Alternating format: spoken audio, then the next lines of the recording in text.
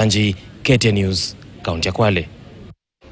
Shukrani sana Chanji. Na mtazamaji, kwa watu wengi na haswa katika jamii, ulemavu ungali ni changamoto, huku wengi wakitengwa na kunyanyapaliwa.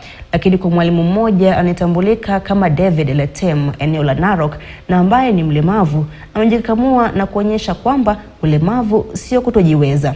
Catherine Imuraget anasimulia. Walemavu mara nyingi wanadhalilishwa na jamii na kuwaona kama watu dhaifu. David Letem ni mwalimu katika shule ya msingi ya Kilgoris. Good morning, Mr. Letem. Na ana sifa kemkem kutokana na bidii yake kazini. Mwalimu Letem ametoa mfano mwema kwa kutumia talanta yake ya ubunifu wa kuchapisha vitabu na pia kuwa mkulima hodari wa mazao ya mboga na matunda.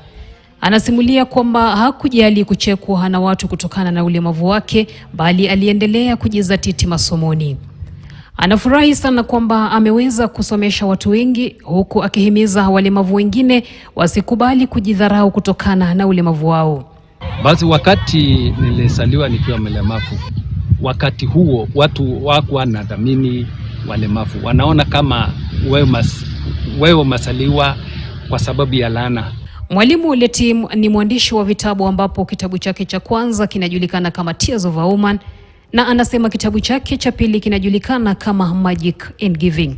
Anasema mapato atakayoyapata kutokana na kuuza vitabu hivyo atayatumia kuwasaidia watu wengine. Na naomba Mungu sana ili hii vitabu yangu iweze kuuza sana, nipate pesa ya kusaidia watu wengine. Paris Samantha, na ambaye ni mfadhili, ni mtu wa nia njema.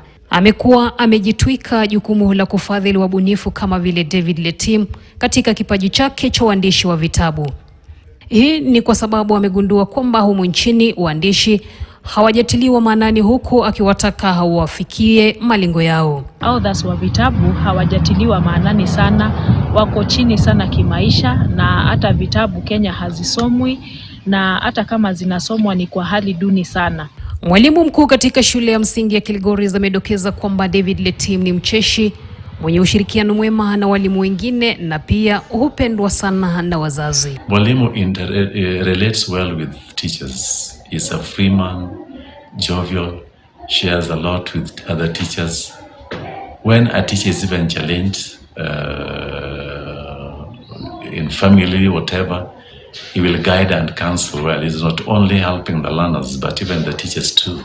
Parents do consult with him a lot, more so on the performance of their children in all classes, what the basic necessities which are needed for the better performance. Kwa upande wa mkewe, anasimulia kwamba tangu walipofunga ndoa mwaka wa 1990 amekuwa akishikilia mumewe na kumsaidia ili atimize malengo yake.